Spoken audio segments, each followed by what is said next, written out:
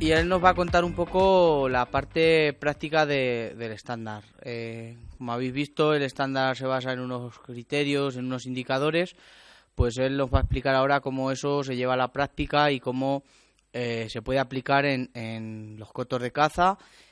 Y bueno, cualquier duda o cualquier cosa, luego después en lo que es la mesa de debate se la podréis plantear, ¿vale? Entonces, sin más, pues le dejo la palabra ya a Olmo. Pues nada, primero agradecer a los organizadores, a Dendrón, que nos conocimos también en esta experiencia que tenían aquí, nos invitaron a hablar de GECISO en los cursos que han mencionado antes de la universidad, y desde entonces tenemos este nexo ahí, estuvieron cuando publicamos el manual y han estado siempre atentos a las nuevas avances que hemos tenido, y gracias por invitarnos y tenernos en cuenta en estas jornadas que nos parecen bastante interesantes. Después de lo que ha estado comentando Juan, que ha sido un poco un repaso sobre todo a la sostenibilidad o no de la gestión cinegética desde el punto de vista biológico, de investigación y cómo se justifica un poco el estándar, yo voy a entrar un poco más a lo específico, quizá un poco a la parte más técnica, sobre todo de explicar indicadores, luego intentaré poner un ejemplo de diagrama de gestión por procesos, que no sé hasta qué punto se verá claro, y ya luego pues explico sobre todo cómo hemos formado el esquema, la parte de los detalles más concretos, ¿no? Como bien ha estado explicando Juan, desde estos orígenes, esa mezcla creo que es bastante importante tener aquí bien puesto el foco, ¿no?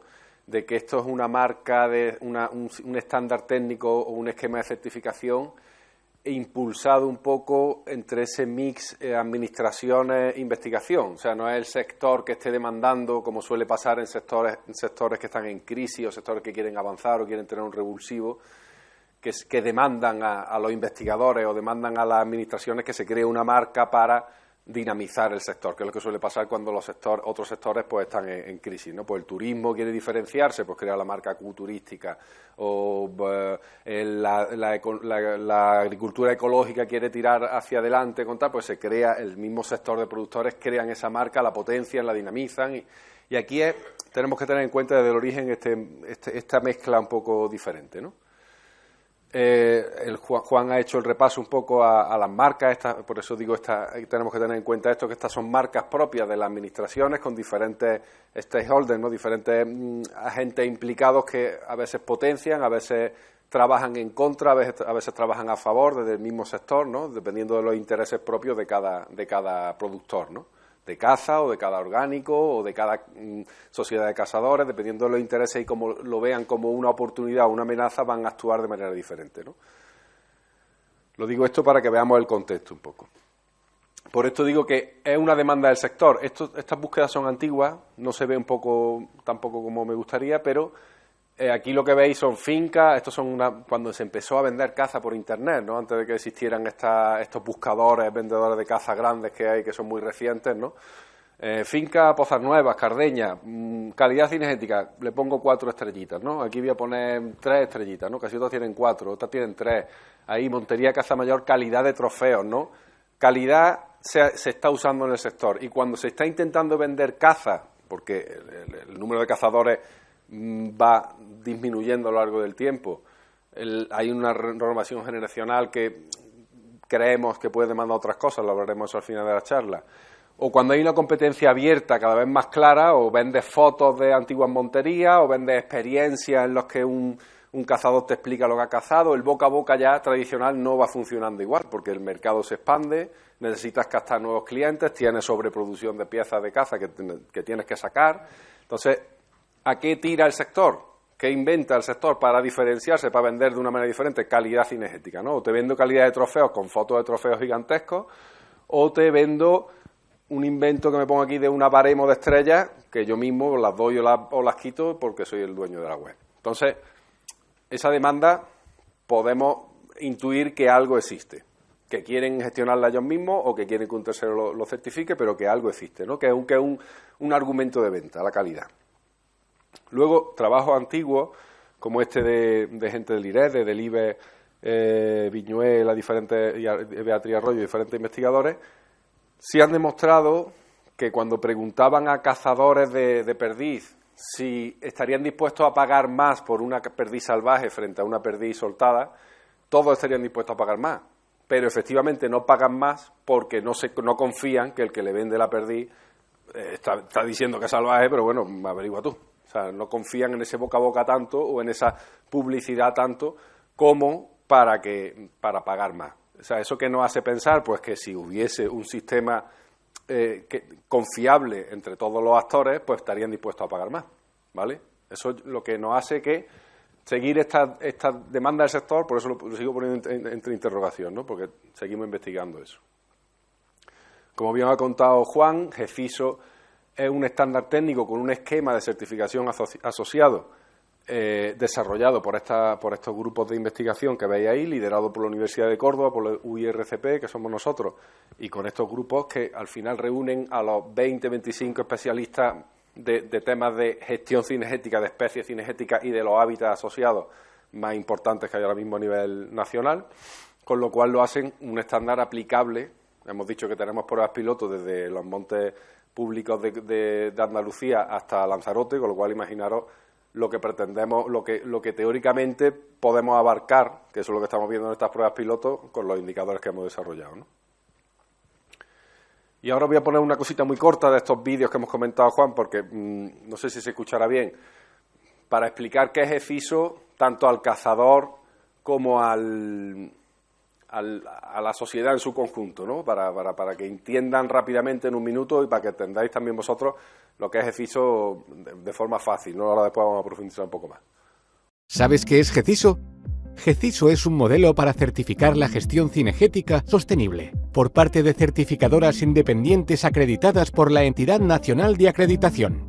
GECISO ha sido desarrollado por una red de científicos, técnicos e investigadores independientes y aplica la filosofía de la mejora continua y el enfoque de la gestión por procesos propios de las normas ISO. Mediante el control y seguimiento de un sistema de indicadores, el gestor del coto conoce el estado de los procesos naturales y planifica los procesos de gestión para llevar a cabo un aprovechamiento sostenible. GECISO certifica ante el cazador y ante la sociedad en su conjunto que la gestión de las poblaciones cazadas respeta y contribuye a la conservación de la biodiversidad del coto. La caza certificada permite a los cazadores diferenciar a los cotos que realizan una gestión sostenible, donde se puede practicar de forma genuina modalidades de caza tradicionales frente a las ofertas de caza basadas en la gestión intensiva. GECISO también certifica aprovechamientos no extractivos como el turismo, la fotografía de naturaleza, la investigación o la conservación en espacios protegidos.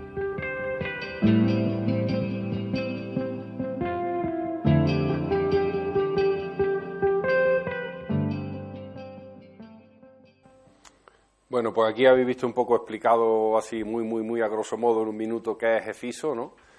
Quiero que os quedéis con dos cosas que es lo que vamos a ir explicando durante toda la charla, ¿no? Por un lado, creo que funciona el puntero aquí o no. Por un lado esto, ¿no? Que es el esquema de certificación, que vamos a explicarlo bien, pero ha dicho una cosa que es mejora continua y gestión por procesos. Cuando las administraciones sacaron estas marcas, ¿no? Nos planteaban, que por eso nos pusimos a trabajar un poco en esa línea, ¿cómo certificamos, cómo damos la marca de calidad cinegética de Andalucía o de Casa Natural de Extremadura a un coto? ¿Qué le pedimos? ¿Cuántos venados por hectárea puede tener o cómo lo hacemos? ¿Qué límite ponemos? Y nos dimos cuenta de lo siguiente, que es que, sobre todo en procesos tan abiertos como es la gestión de un ecosistema en el que la variabilidad latente es muy grande, no puedes controlarla, no es una fábrica que entra un tornillo y sale un coche, nos damos cuenta que la mejora continua es donde más se tiene que aplicar. Es decir, no hay unos límites cerrados, está esas líneas, esos criterios que ha explicado Juan con estos gradientes de gestión en los cuales podemos poner una entrada y una salida de lo que tu política de gestión no te puede permitir. Es decir, si soy un coto intensivo, que no sé si lo llamáis cuarteles de caza o coto intensivo o algo que está soltando para cazar, es un tipo de caza que no consideramos dentro de lo que queremos en este club, ¿no?, de certificados. Entonces podemos poner ese límite, pero dentro de ese club de certificados hay variabilidad, ya os digo, desde un monte de Andalucía hasta Lanzarote. ¿Cómo nos aplicamos a eso? No podemos poner un límite estático de tantas reses por hectárea o poner unos límites estáticos, ¿no? Tenemos que aplicar la mejora continua, que es algo que ya está inventado y que se aplica en los sistemas ISO de siempre. En todos los certificados de calidad lo que tú tienes unos objetivos de mejora y una política que te enmarca todo, ahora lo veremos, y gestionas para demostrar ante un tercero, que es lo importante que creo que también que tenéis que tener en cuenta, que ese tercero viene acreditado por ENAC, demostrar ante ese tercero que lo que tú estás haciendo está dentro de esa línea que tú estás llevando y que eres capaz de controlar tu gestión, básicamente. Y que es coherente a ese cuadro que ha comentado Juan, de que estoy dentro de este cuadro que consideramos sostenible y me muevo en ese gradiente sabiendo a dónde voy. Si quiero ir bajando el gradiente o quiero subir el gradiente. Si soy capaz de demostrar eso ante un tercero, ese tercero que está a su vez auditado por ENAC, que es una entidad independiente, ese tercero me va a dar un certificado de que estoy cumpliendo con los estándares establecidos en las normas que cumple el esquema, ¿vale? Entonces, ¿qué es ECISO? Como hemos dicho, un estándar técnico que establece ese marco común, ¿vale?, para desarrollar, implantar y certificar sistemas de gestión. Es decir, aquí en ese marco común tenemos que especificar muy bien cómo desarrollar, cómo implantar y cómo certificar algo que es un sistema de gestión que tiene que adaptarse, ser capaz de adaptarse a cada una de las situaciones que nos encontramos en el campo. ¿Esto para qué es aplicable? Por un lado puede funcionar como marca propia, GECISO, tengo mi certificado, en mi comunidad no hay marca o en mi comunidad no se ha adscrito a GECISO como marca, lo tengo y vemos si el cliente final pagaría más por ello o apuesto por ello porque me gusta por lo que sea. O puede ser un esquema de certificación en el que cada comunidad participe y aporte el uso de la marca a través de esta certificación de GECISO, que es una certificación, tenemos que tener muy importante aquí, una tercera parte, ¿vale? La tercera parte, esa parte independiente acreditada para certificar los sistemas de gestión. Y al final, ¿qué estamos certificando? La calidad como ¿qué? La calidad como un conjunto de atributos de valor que cumple el sistema de producción de la caza, o de gestión en este caso, de la caza o de las poblaciones cinegéticas, que habéis visto que el vídeo terminaba diciendo que no solamente es para la caza, sino por aprovechamiento de nuestro activo. Es decir, cómo el gestor está manejando algo para obtener un recurso económico asociado a la caza o cualquier otro aprovechamiento de las poblaciones cinegéticas. Esos atributos de valor aquí en este caso, ¿cuáles son? Que lo hemos visto que estaban además reflejados en todas las normativas. Como un texto normativo no puede establecer muy bien diferencia entre criterios, entre directrices, entre diferentes marcos, no puede establecer un marco conceptual muy fino, pero si hacemos una criba de todo lo que dicen las normativas de las marcas propias, todo va en ese sentido, que también se estableció por los expertos en 2007 con este manual y con este libro y anteriormente en las reuniones, la sostenibilidad. O sea, el uso sostenible es el atributo de valor que tenemos que certificar ante un tercero, que voy a estar muy repetitivo durante toda la charla con eso, algo intangible, entre comillas, ¿no? Como la sostenibilidad, tenemos que certificarlo ante un tercero, ¿vale? Y qué es, vamos a ir entrando un poco hasta que este intangible de la sostenibilidad, apoyado con todo lo que ha comentado Juan de lo que es insostenible y lo que es sostenible desde el punto de vista científico, que al final es algo objetivo que nos puede servir para referirnos todos a llegar a ese concepto de sostenibilidad, vamos a ir bajándolo al terreno hasta llegar a algo concreto que podamos medir, ¿no? Entonces, ese concepto intangible de sostenibilidad tenemos que llevarlo al terreno. Pues, ¿qué es? En principio ya estamos hablando, lo que ha estado hablando Juan durante toda su charla, es conservación de las características propias de las poblaciones silvestres de objeto de aprovechamiento. Si tenemos que conservar algo, explotar algo, aprovechar algo sin cargárnoslo, sin modificarlo, conservar la variabilidad que tenemos, o sea, tener un aprovechamiento económico pero respetando ese principio máximo, ¿vale? Y a la vez, si metemos esta dimensión socioeconómica, ¿vale?, respeto a los trabajadores encargados y los valores culturales ligados a la actividad cinegética.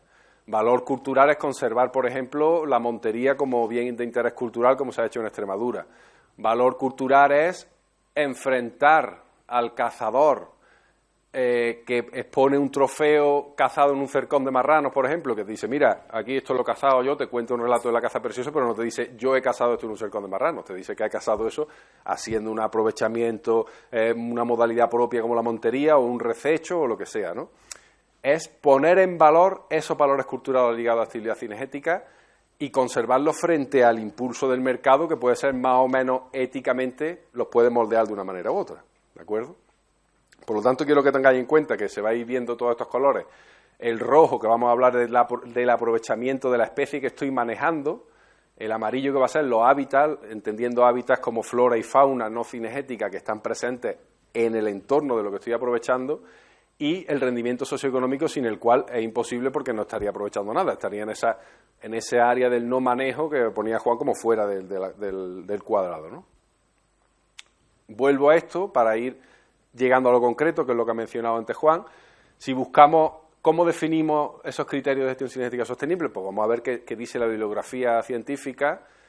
La bibliografía científica, incluso ya aplicada, la ciencia aplicada a la gestión, que nos está diciendo que es sostenible o no sostenible, que no es nada nuevo, ¿no? Nos vamos ahí a cosas específicas, pues de gestión de ungulados, a diferentes grupos que trabajan del IUCN, diferentes grupos de expertos que trabajan en un amplio panorama de modelos de gestión, pero que todos podemos coincidir en resumir qué es sostenible y qué tenemos en común todos los que queremos ser sostenibles en ese amplio panorama, ¿no? Pues ¿qué nos vamos? Nos vamos a sobre todo el guideline, las directrices para la caza sostenible en Europa, que nos dice lo siguiente, que es un poco el marco que hemos usado nosotros. La caza no debe afectar negativamente el estado de conservación a largo plazo de las especies objeto de aprovechamiento a través de su área de distribución naturales. Si estamos aprovechando algo que es autóctono de aquí y no podemos modificarlo ni ir en menoscabo de ello. Esos son principios básicos, que un poco estos principios son la charla de Juan, ¿no? La caza no debe afectar negativamente al estado de conservación a largo plazo de la comunidad biológica de fauna y flora silvestre en la que se radica la población que estoy aprovechando. Y ya nos metemos más en objetivos, cómo respetamos estos principios, que ahora después lo veremos más en concreto, en objetivos de abundancia, mantener la diversidad genética, en el caso de que la especie que estemos cazando se encuentre en un estado desfavorable, la gestión cinegética debería favorecer el establecer unos valores sostenibles de esa población y luego pensar en la extracción o en el uso. Y en cuanto a la comunidad biológica, la parte amarilla de los ecosistemas, pues mantener o mejorar la diversidad de las especies, o sea, mantener o mejorar, daros cuenta que aquí la gestión ya no solamente quiere mantener lo que hay, sino que si la gestión puede revertir en una mejora, que también está demostrado que los terrenos cinegéticos han sido una gran área de conservación, desde Doñana, que era un gran coto de caza, hasta otros aprovechamientos cinegéticos tradicionales, han servido para conservar muchas otras especies, ¿vale? Y mantener o mejorar la diversidad de hábitat, ¿vale?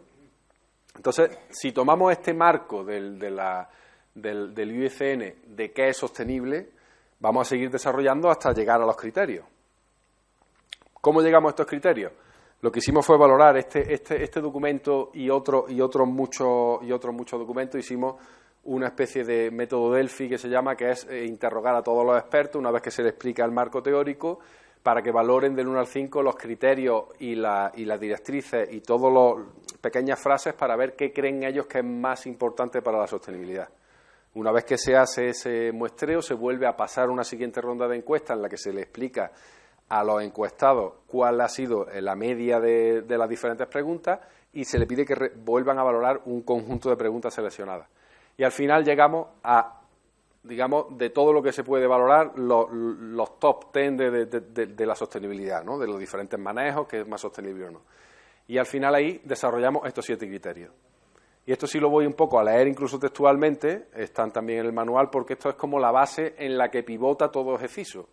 GECISO pivota en que tú seas capaz de demostrar ante un tercero que es totalmente imparcial, que estás cumpliendo estos criterios.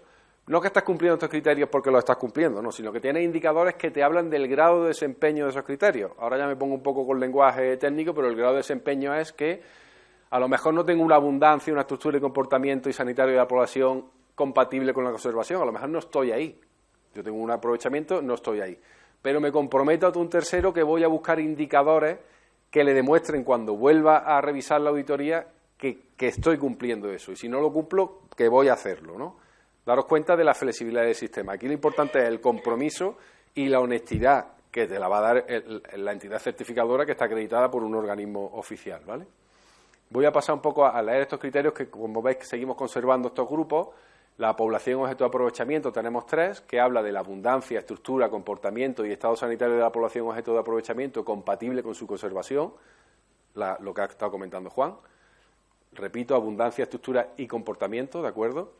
Mantener las características genéticas de la población compatibles con su conservación, tanto en diversidad como en pureza genética.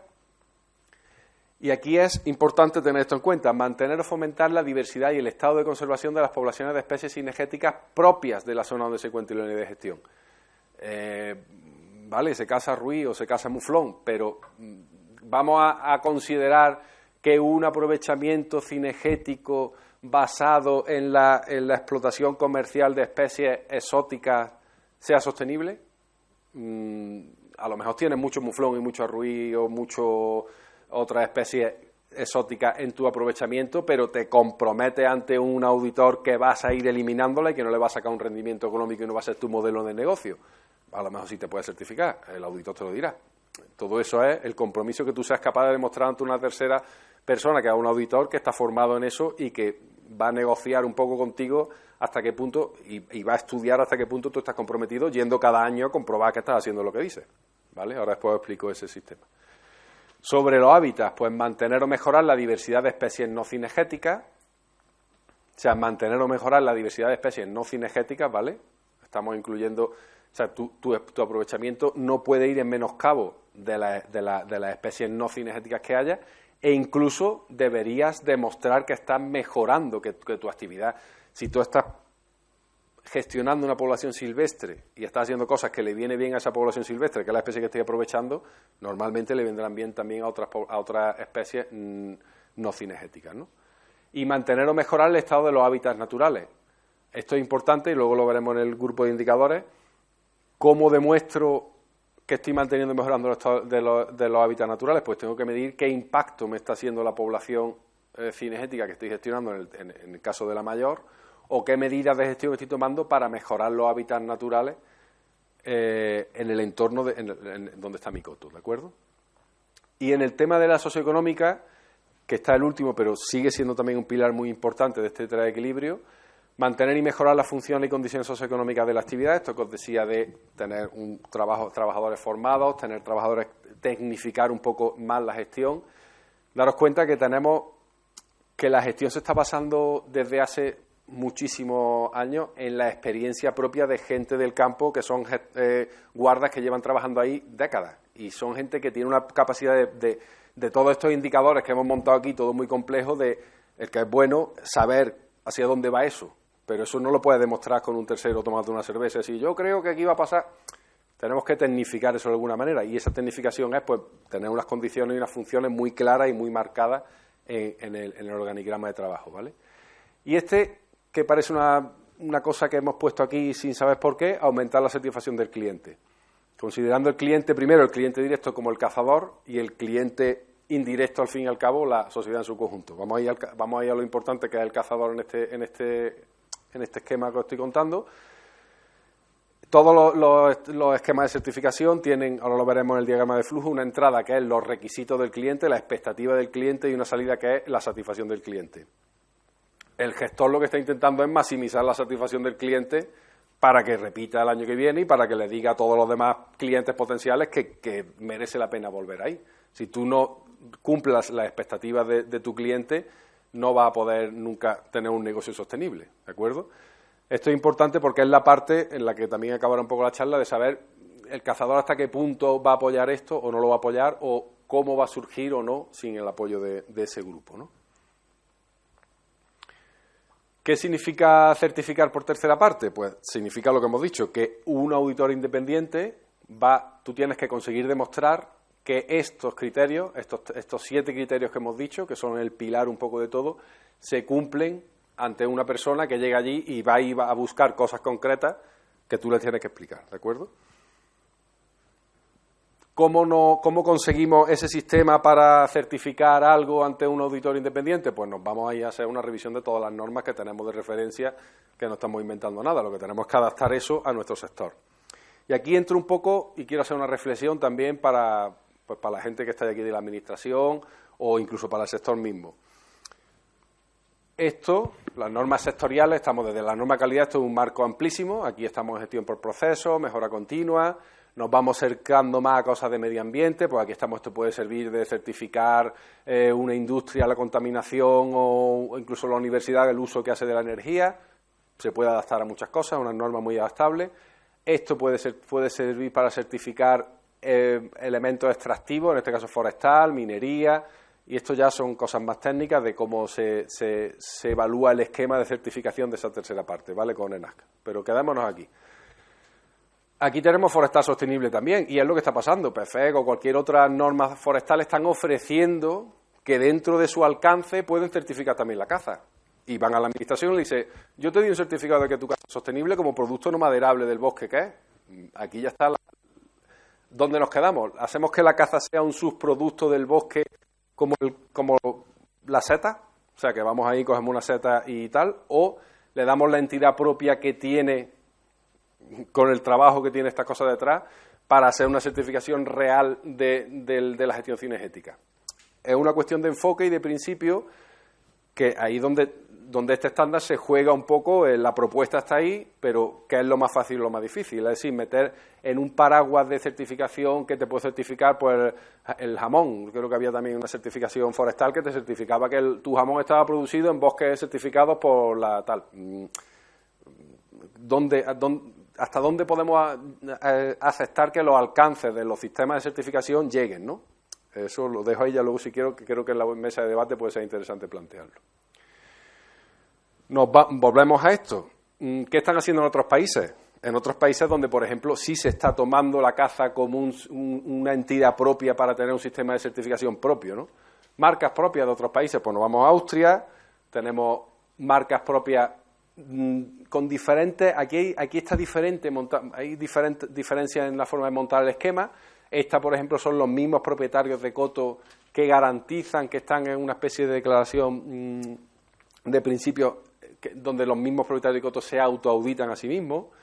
Estas son los cazadores de Estados Unidos que hacen una actividad tremenda de gestión, de toma de datos científicos, coordinados todos bajo un estándar y por una entidad independiente que son los que mantienen este estándar, que son científicos que trabajan para esa asociación de cazadores.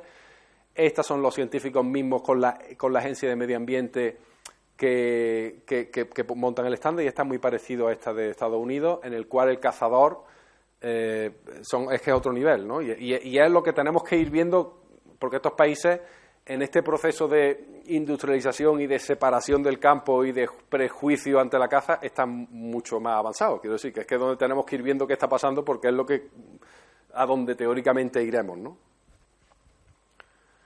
Y ahora ya vamos un poco más al tema técnico de detalles, ¿no? De cómo funciona el esquema. Como he dicho, esas normas que os ponía al final pues son las normas que nos obliga ENAC para montar un esquema que ellos consideren un esquema evaluable, ¿no? Un esquema evaluable, ¿qué es? El esquema es cómo se relacionan las diferentes partes que trabajan en la certificación, cómo establecen las relaciones entre ellos y cómo funciona, ¿no? Como el engranaje de toda la máquina. Aquí, ¿qué tenemos? Tenemos por un lado la red de investigadores, que es esta red GECISO que ha hablado Juan, que van a sacar el conocimiento científico y a transponerlo a la gestión, creando ese modelo de, por ejemplo, si nos vamos a los indicadores, de algo que sea aplicable en todos los modelos, en casi todos los modelos de gestión que nos podamos encontrar. Los miembros de la entidad de certificación, es decir, las entidades certificadoras que quieran operar contra este esquema, están también ahí y tienen voz en ese comité de supervisión, ¿vale? Y también aquí metemos a los representantes de comunidades autónomas con marca propia que quieran sumarse a eso. ¿Por qué? Porque es interesante que toda esta gente tenga voz aquí. Esta gente te va a decir del conocimiento científico lo que aportan, que son las normas que están ahí en esos manuales. Esas normas se tienen que revisar, que es lo que estamos haciendo en estos momentos piloto, ¿no?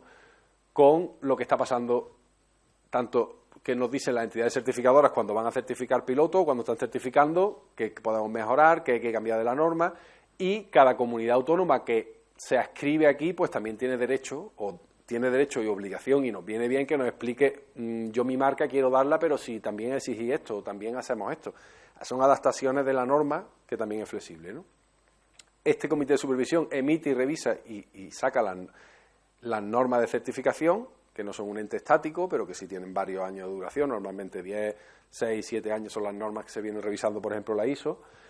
Tenemos esta norma de certificación, que es lo que ya nos vamos un poco al campo, ¿no? Nos vamos al campo, esta unidad de gestión, en el cual el titular del coto, y aquí ponemos en esta idea de tecnificar un poco la gestión, que puede ser la misma persona o no, pero que hay un gestor de calidad, que en este caso sería pues quien tiene que firmar un plan técnico, o alguien formado para esto, que sea capaz de implantarlo en el campo, ¿vale? Una vez que tú lo tienes ya implantado en el campo, luego explicaremos este detalle más al detalle. Llega una empresa de la entidad certificadora que ha sufrido una auditoría de ENAC para tener una acreditación y te dice, requisitos de calidad, ¿los cumple? Sí, te emite un certificado. No, vuelve a la auditoría. El certificado pasa a la comunidad autónoma si hay marca en tu comunidad autónoma y te da el derecho de uso de la marca. Que GEFISO empieza a operar, que también hemos hecho un poco de esfuerzo en esa línea, pero tampoco es nuestro trabajo crear aquí pero bueno, hemos hecho ese esfuerzo ahí con GEFISO Transfer, otro proyecto que nos dieron. Empieza a operar como marca reconocida por el sector y hay gente que quiere simplemente operar con esto, pues nada, perfecto.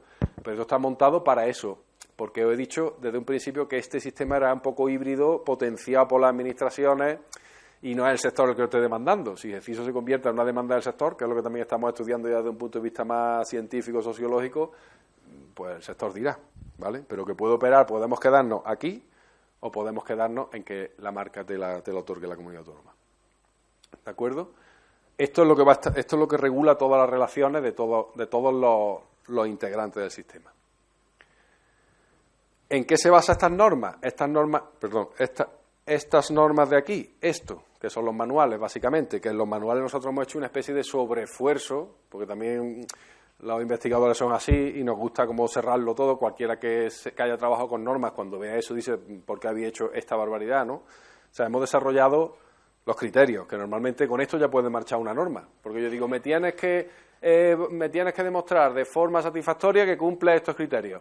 Yo ahí lo pongo. Ya los auditores entre ellos se regularán, como hay que formarlo y tal, ya se creará una especie, pero no, vamos a ser más específicos, porque este sector todavía no sabemos bien cómo va a reaccionar, porque hay mucho conocimiento científico acumulado que tenemos que darle salida, vamos a ser más específicos. Venga, pues voy a desarrollar la mayoría de estas normas que he puesto de referencia. Minería o forestal tienen una lista de indicadores que se queda ahí, una lista, yo lo pongo y ya se sabe cómo se mide. No, vamos a desarrollar cada indicador de estos 3 grupos que hemos puesto. Aquí ponemos los predadores cinegéticos porque son una población en la que también puedo gestionar. Vamos a desarrollarlo cada uno y hemos desarrollado cada indicador. Y además vamos a poner, luego enseñaré un poco cómo es una ficha de indicador, vamos a poner los valores recomendados por bibliografía hasta el momento para que haya un argumento de auditoría y tanto para que el gestor pueda aprovechar el conocimiento científico para saber qué está pasando. Yo creo que cualquier gestor que había estado aquí, por la charla de Juan, habrá parecido muy interesante. ¿Por qué? Porque cosas que estáis viendo en el campo y que tenéis intuitivamente y que sabéis que están pasando, pues ha dicho, coño, es que hay gente que está investigando y me confirma lo que estoy viendo, ¿no? O me desmiente lo que yo creía.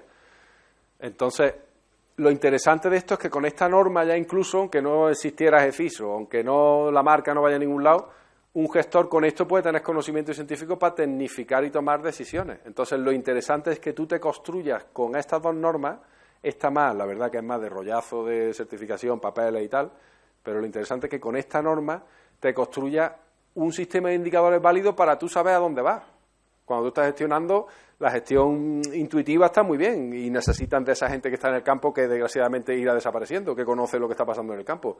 Pero cuando tengas que tomar decisiones a largo plazo, esto nos pasaba, cuando empezamos a hablar de esto de GEFISO hace 10 años, la gente estaba totalmente en contra. Ahora nos llaman para hablar de esto, que ya algo va cambiando, pero la gente era como, la administración, pedí papeles, aquello.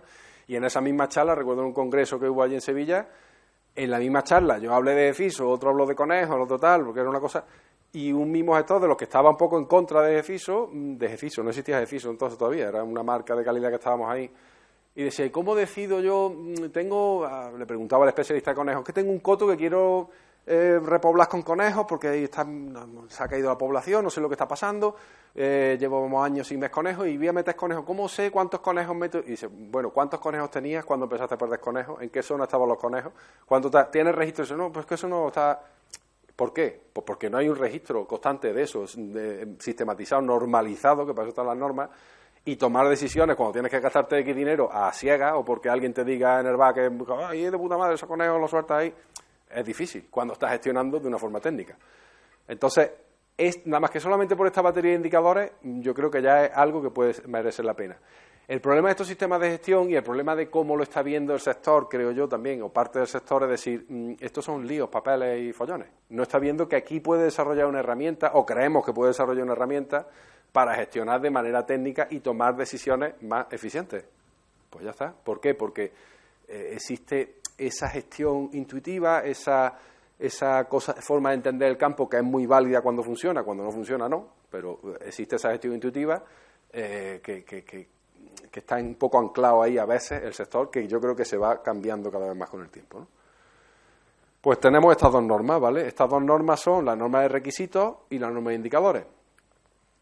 ¿Esto para qué nos sirve? Para poder demostrar ante un tercero, aparte de yo creo que para gestionar de forma más técnica y mejor, que eso ya es una cosa que si tu sistema de gestión va a ser una carga, si tu certificación va a ser una carga, nunca vas a desarrollarla bien, va a ser intentar engañar al auditor y todo eso y no va a funcionar y va a ser algo que sea una carga para tu tal, pero si lo haces bien, tienes algo para gestionar más técnicamente y mejor y tomar decisiones, y algo para poder demostrar que lo que estás haciendo ante un tercero lo estás haciendo de verdad, ¿no? Ya os digo que todos estos indicadores son totalmente adaptables y no hay que tenerlos todos en cuenta. ¿Qué es lo que tenemos que coger? Indicadores concretos, baratos, económicos de medir, que no me supongan una carga y que me den información importante para gestionar, para demostrar ante un tercero que estos indicadores están cumpliendo. Si veis, aquí está la lista de indicadores, estos rojos, los depredadores y tal, que estamos aumentando el grado de desempeño, no estoy diciendo ni cumpliendo, que estoy aumentando el grado de desempeño de uno de los 7 criterios. Es decir, tengo que tener esto como marco, buscar de todas estas, en esas fichas, decidir cuál cojo, incluso inventarme uno que no esté ahí, me da igual. O sea, que esto es totalmente cambiable. Pero tengo que ser capaz de una persona especialista que está auditando cotos por toda España, convencerlo de que lo estoy haciendo y que lo voy a seguir haciendo y que el año que viene puede revisar los resultados de lo que esté haciendo, ¿de acuerdo? Ahora, a eso voy. ¿Cómo se implanta en el coto? Así como pasamos de todo esto que os he dicho a algo real. Y luego seguramente las preguntas serán: ¿y cuánto cuesta? Ahí ya vamos a verlo, dependiendo de quién lo haga, ¿no? Entonces, pues tenemos esta unidad de gestión. Vamos a hacer un poco ya con el vocabulario exquisito, porque si no, no podemos meternos en todo este berenjena. Tenemos la organización que va a ser pues todo lo que esté dentro, ¿no? Desde el titular, los diferentes actores que toman decisiones. Estamos hablando de casa social, en el cual hay un montón de gente que está cultivando un terreno y otra gente que está cazando en él. Todo lo que está dentro ahí. Los procesos, que esto es muy importante, y voy a intentar luego, si tengo tiempo, poneros un ejemplo de procesos, ¿vale? Las personas que están trabajando ahí, la información, tanto la que tengo en el terreno, como la que tengo acumulada, como la que tengo de cartografía, como la que tengo que desarrollar, la información, que es muy importante, y la herramienta de control y seguimiento. Esto está en todos los cotos, aunque no lo sepamos, aunque no lo veamos. Esto ya flaquea un poco más y esto depende, no está, muchos de ellos, ¿vale? Aunque, no sé, no quiero yo decir, aunque debería estar por ley, ¿no? Esto debe estar, porque si tú tienes que presentar un censo de especies cinegéticas, esto tienes que tenerlo, y esto también. Y lo que te están auditando, entre comillas, la administración, es esto, con tu firma, ¿de acuerdo? La fase de implantación, ¿cómo se implanta? Pues vamos a tener que hacer un desarrollo de la base documental, de generar esa estructura, que eso, si hay un gestor de esto, te lo va a generar rápidamente, porque tiene un modelo, tal, pero de acorde a lo que yo estoy haciendo. Primero vamos a tener que tener un compromiso, unos propósitos y unos requisitos. Es decir, primero voy a tener que definirme como negocio. ¿Qué soy? ¿En qué parte del gradiente estoy? ¿En el coto intensivo que suelta para cazar? ¿En el cerramiento cinegético? ¿En el apareamiento dirigido? ¿O en la finca abierta? ¿Qué soy? ¿No? ¿Cuál es mi...? ¿O en la caza de rececho, de no sé qué, o tal? ¿O muflones? Soy muflones. Entonces, tienes que tener la política, ¿no? Si estás muflones ya no estás, ¿no? Pero tienes esta política. Esa política son un documento que lo podéis haber visto en cualquier otra empresa que vaya o cualquier otra empresa certificada, que dice: en este restaurante se sirve con no sé qué, la declaración de intenciones, una cartita, ¿no? Lo que queremos para nuestro cliente. Una carta firmada por el director del hotel o por el dueño del coto, por el gestor, por quien sea. Está firmada allí, está disponible al cliente que lo quiera ver, lo vea. Incluso la gente de fuera de esos clientes externos, que son la sociedad en su conjunto, pueda verla. Tenemos este compromiso, sabemos ya, tenemos una política de gestión cinegética. Vamos a recuperar toda la información previa que tenga, por esto de tomar decisiones. Pues hay cotos que tienen muy buena gestión técnica, o sea, hay cotos que tienen registros reales de lo que ha cazado, de lo que ha soltado, de cuánta comida le ha echado, de los trabajos que ha hecho. Hay gente que tiene datos, hay mucha gente que tiene datos y cada vez más. Reúno toda esa información previa, voy a hacer censo, voy a ver un poco cómo está la cosa y voy a hacer un diagnóstico, ¿vale? Tomo datos, evalúo y tengo un informe de diagnóstico, veo dónde estamos. Eso puedo tardar a lo mejor un año en hacerlo, siendo reales. Nosotros en la implantación de piloto lo estamos viendo, hay que ver cosas de herbivoría, luego lo veremos, hay que ver cosas dependiendo de lo que estés haciendo, ¿vale? Ahora, desarrollo de la base documental. El desarrollo de la base documental es esta parte rollo que os he dicho de requisitos, que es, pues tengo que tener un manual de gestión, tengo que tener, que es una parte más rutinaria que sí debería tener la asistencia de algún técnico o alguien medio formado en esto que te sepa tener esa base documental para demostrar ante un tercero que el auditor va a llegar a tiro hecho, a ver lo que tiene que ver, ¿no? ¿Qué proponemos ahí? Pues esa base documental van a ser 4 documentos: manual de gestión, mapa de procesos, que ahora veremos cómo se hace uno de ellos, zonificación, que es cartografía con las diferentes informaciones del indicador zonificación, y el sistema de indicadores de todas esas bolas que hemos dicho, que cojo y cómo lo mido, que también eso se me ha olvidado decirlo. Hay otro volumen del manual que ya sí que también nos volvimos locos de explicar cómo medir muchos de los indicadores, cómo hacer un transecto, cómo... ¿La idea cuál es? Pues que tengamos un marco de metodológico normalizado también para que el auditor te pueda pillar, entre comillas, y tú puedas también tomar decisiones y hacer las cosas bien si quieres hacerlas bien, ¿vale? Lo mismo, esas metodologías no son vinculantes, no te puedo obligar a que tú hagas un transecto o un censo como yo te digo ahí, porque a lo mejor tú puedes estar en otro tipo de ecosistema o tal, da igual, pero me tienes que hacer un censo, me lo tienes que explicar y yo tengo que leerlo y ver que tiene lógica y que tiene una base técnico-científica detrás, ¿vale? Una vez que elijo ese sistema de indicadores y cómo medirlo, vamos a empezar a ejecutar. Presento a toda la organización que está aquí, a toda esta gente y a toda esta gente, que tengo una política que hemos firmado y que por lo cual todo el mundo que toma decisiones ahí y que trabaja está supeditado a esta política, lo pongo en marcha. Pues habrá a lo mejor tiene el guarda que contarme cuándo empieza la berrea y está un minuto al día contando berríos y apuntármelo en un papel que le doy. A lo mejor tiene que apuntar más cosas, porque tengo que registrarlas como gestor y para tomar decisiones de cómo vaya siendo eso. Tienen que saberlo la gente, por eso decimos que la organización es importante, las personas son importantes, tienen que saber lo que tiene que hacer para el control, el seguimiento de indicadores. Y ahora, con todo esto que yo hago aquí, durante el segundo año, para ser realista, digamos que el diagnóstico, pues dependiendo del sistema, puede tardar año y medio, medio año, un año.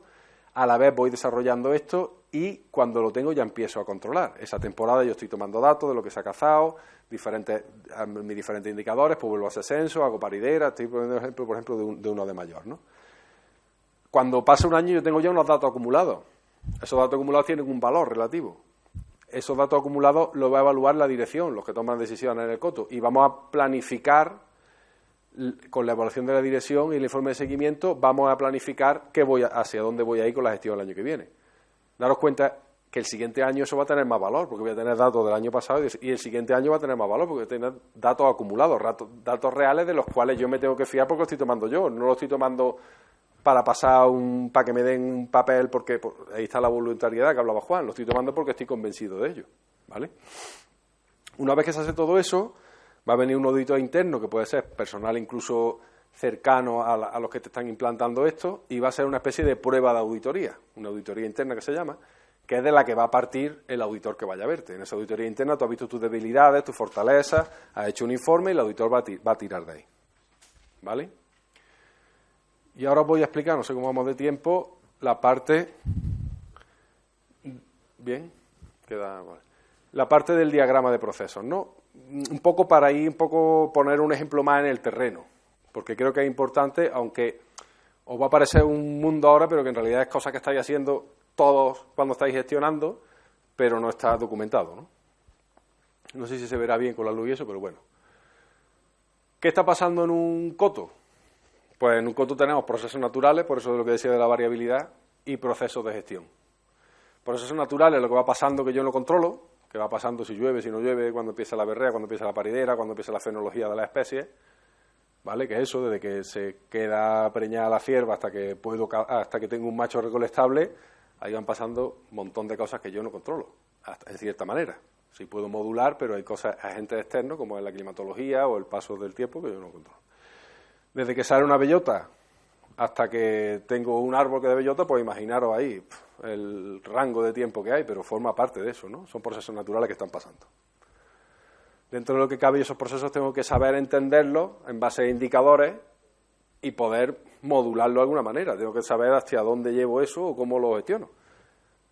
Tanto internamente se está haciendo, porque la gente cuando toma decisiones, esto lo tiene porque está todo el día en el campo, o cree que está todo el día en el campo, o está viendo todo el día, toma decisiones en base a su percepción de estos procesos naturales. Pues mira, este año está lloviendo menos, se está costando más el pasto, ¿para qué echar más de comer? He tomado una decisión en base a procesos naturales, pero ¿cuánto más? ¿Cuánto más se está costando? ¿Cuánto más ramoneo hay? Yo voy por allí andando, como vengo todos los días, yo creo que comparado con el año pasado, esto se está decidiendo así ahora mismo. En muchos casos, en otros casos no. Pero es que también hago procesos de gestión. Procesos de gestión, ahora veremos cómo dentro de cada uno de estos hay diferentes subapartados. Un proceso de gestión es el proceso clave, que es la caza, que es lo que me da el dinero. En un coto, estamos poniendo un ejemplo de un coto de caza de ciervo, ¿no? Es un proceso de gestión clave. Procesos de gestión son, pues, siembra, caza de gestión, bebederos, y procesos de gestión también, a partir de ahora vamos a considerar también esto, que es control y seguimiento. ¿Por qué? Porque esto ya es mi nuevo sistema de gestión, que tengo que decidir en base a esto y demostrar a un tercero en base a esto. ¿De acuerdo? Entonces tenemos estos procesos fenológicos de la población objeto, que son las variaciones estacionales. Esto es lo importante, estacional, esta característica es que el tiempo va a ir marcando diferentes estadios de estos procesos, se van a ir produciendo quiera o no quiera con el tiempo. Y ahora es importante los procesos de respuesta de los hábitats. Esto no va a pasar nunca si aquí se comen esto. No va a pasar. ¿Por qué? Porque esta población que yo estoy gestionando está realizando una presión sobre esto, que es el hábitat.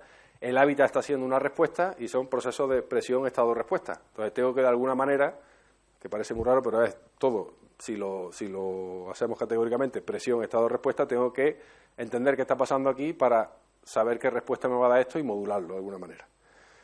Daros cuenta que vuelvo otra vez a lo mismo.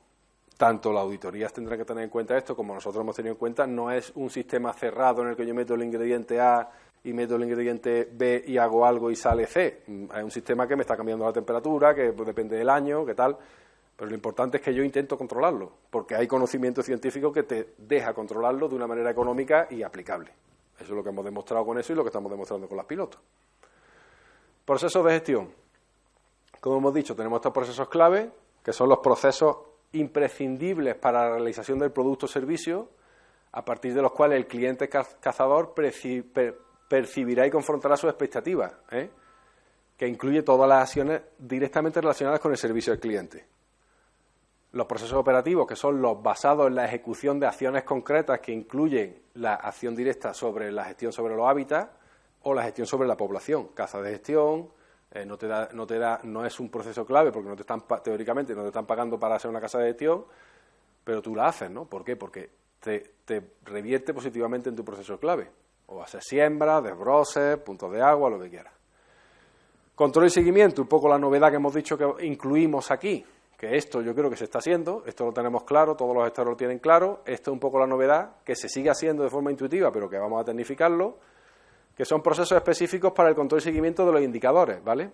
Contempla los procedimientos de toma de datos, análisis y control de los productos, datos generados en los demás procesos y tal.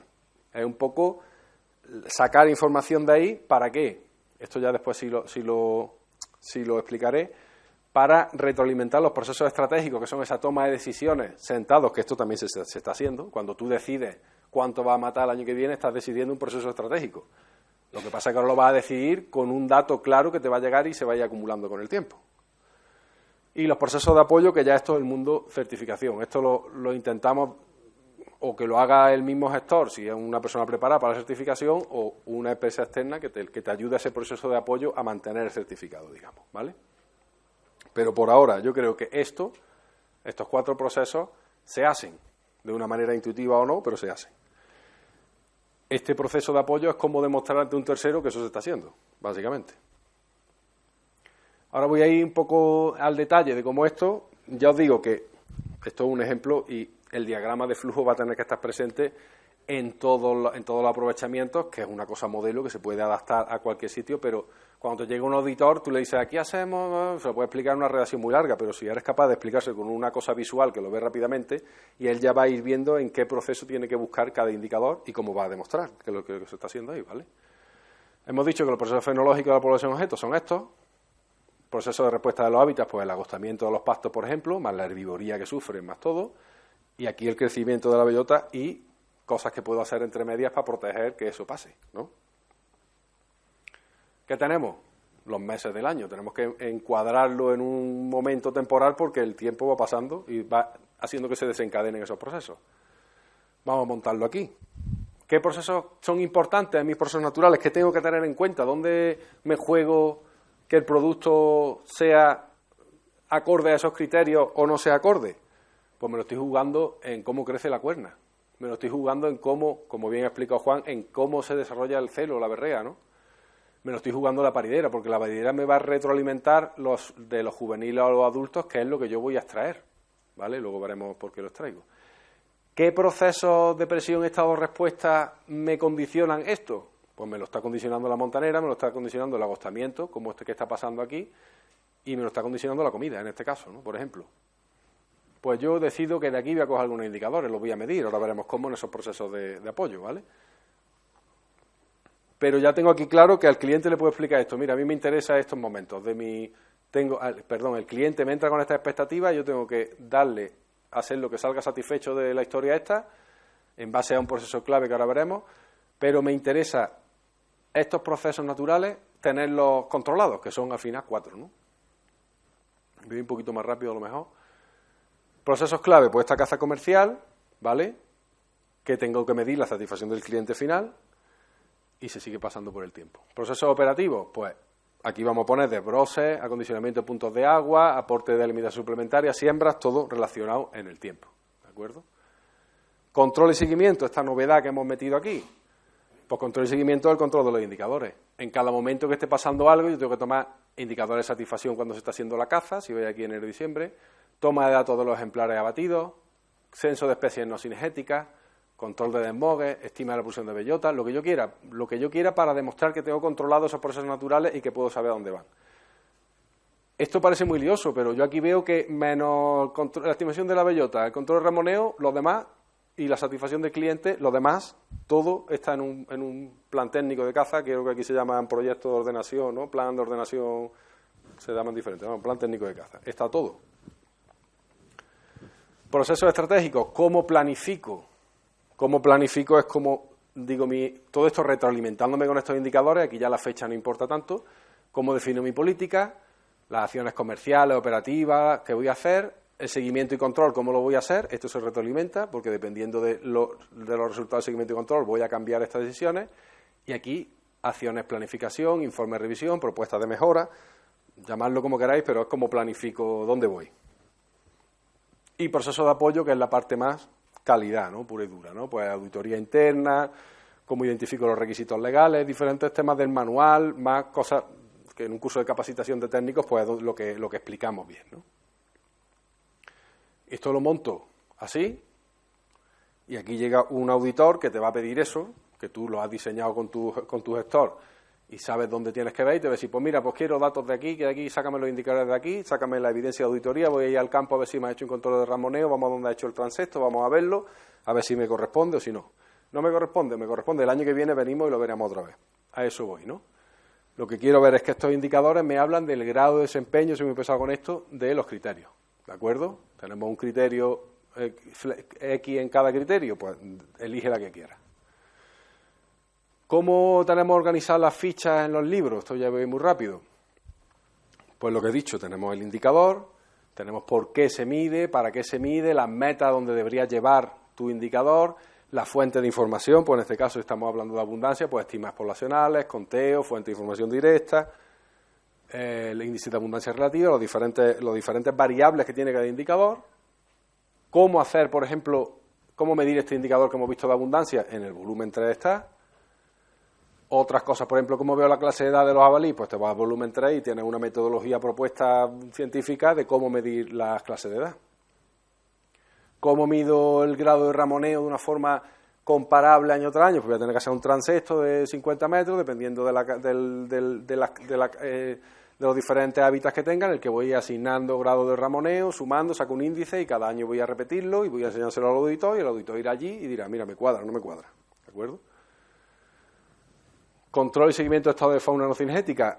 Aquí creo que tienes que tener una lista de las especies no cinegéticas que tienen. En Andalucía tienes que tenerla también. Pues algún transecto de no sé cuántos kilómetros, voy contando lo que veo y lo apunto. Esto ya son, voy a poner muy rápidamente la lista de indicadores con...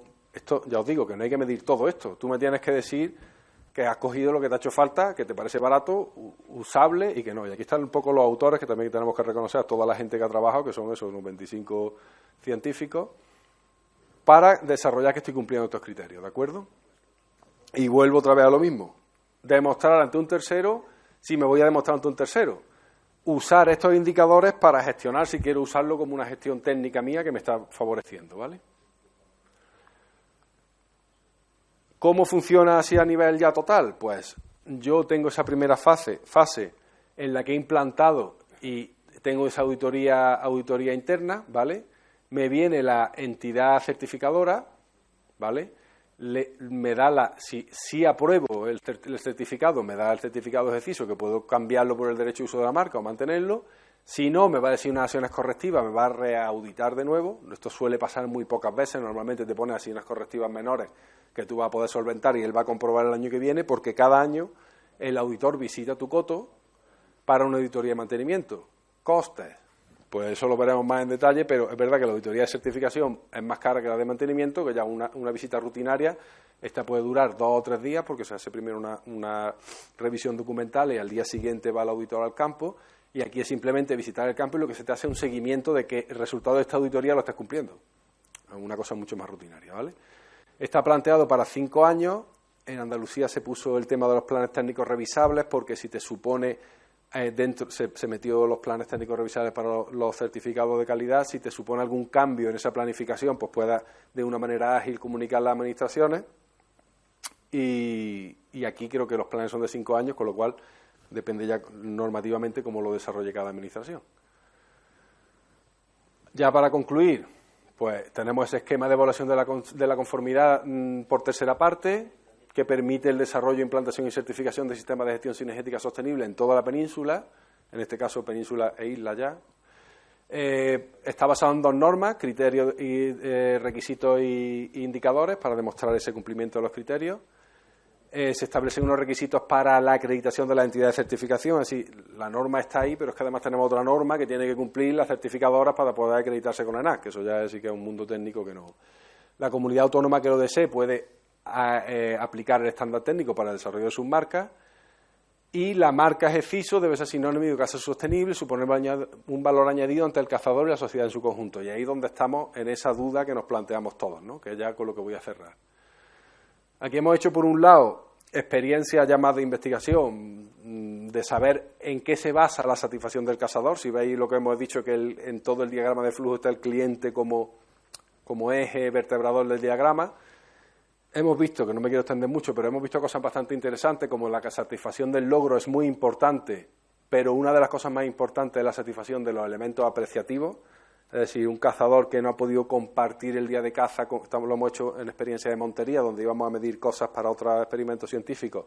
Ya aprovechamos que teníamos medidas de la alfombra, de los animales cazados, lo aprovechamos para preguntar al cazador cosas de satisfacción y ver diferentes modelos de ecuaciones para ver en qué se basa. Y lo que sale es que los elementos apreciativos tienen mucha importancia y que sin los elementos apreciativos no funciona lo demás. Tú te puedes llevar, es verdad que si has ido a cazar en un coto cerrado y esperas tener un trofeo determinado, si te cambian ese trofeo vas a ir más insatisfecho en el logro, pero esto te va a ayudar a que la satisfacción final se mantenga. Si tú no has disfrutado del día, tener el contacto con la naturaleza, no has compartido con los amigos y no tal, no funciona en la ecuación. Esto es muy importante.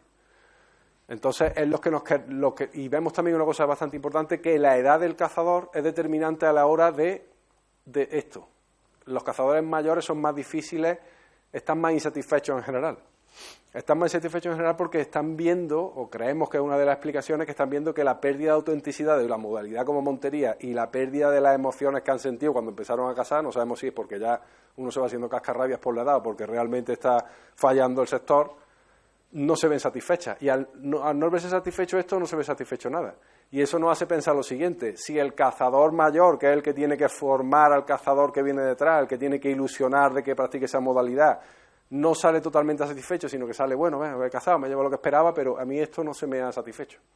Si tiene ese roe interno de que no está haciendo una caza como él debería creer que está haciendo, ¿qué pasa con las siguientes generaciones?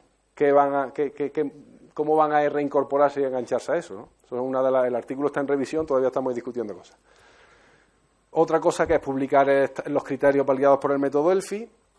Y ahora el nuevo artículo que estamos trabajando es ¿cuánto estarían dispuestos a pagar de más los cazadores por cazar en un coto certificado? Tenemos una muestra de 700 y pico encuestas, hechas gracias también a las federaciones que nos apoyaron mucho a la hora de circular la encuesta. En principio vemos que estarían dispuestos a pagar más por un coto certificado, en esa teoría. Tenemos todavía que bajar a las conclusiones y ver cuánto más.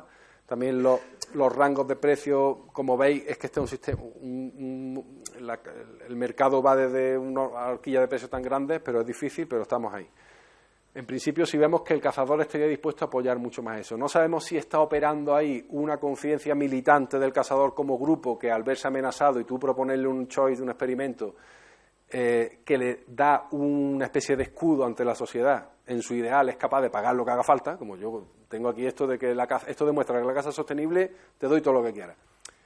Hay que verlo luego cuando se lleva al campo, ¿qué es? Cuando se lleva al campo también tenemos que meterle, que sería ideal, primero, que las administraciones se comprometieran con esto, que sirvieran de decir, mira, una cosa que nos hemos inventado nosotros, vamos a ponerlo aquí en el monte público, pero es que además hay que buscar estrategias para que no sea una cosa de una subvención o una ayuda que me dan y yo lo pongo, relleno los papeles y me voy, ¿no? Vamos a hablar con el comité de homologación de trofeos y que le den, igual que ahora se homologa abierto y cerrado, pues que le den 10 puntos más a un trofeo cazado con certificado. Eso sí sería un revulsivo para el mercado. O que la carne de caza que viene certificada con un sistema de producción sostenible en el medio ambiente compita en un canal de comercialización diferente con la carne de caza de Nueva Zelanda. Eso sí serían cosas revulsivas de que el mismo mercado demandaría esto. Pero bueno, nosotros podemos poner ahí las ideas, pero no somos más que eso, ¿no? Así que, nada, ponía esta imagen aquí un poco, porque luego creo que es que en el debate van a participar gente bastante relacionada con la reserva de la biosfera, y ahí tenéis un link a un documental que hicimos en su momento, en el que salen muchos de los investigadores hablando del tema de los indicadores y tal, y ya está. Ahora, si queréis preguntas, o si no, luego, como tú digas.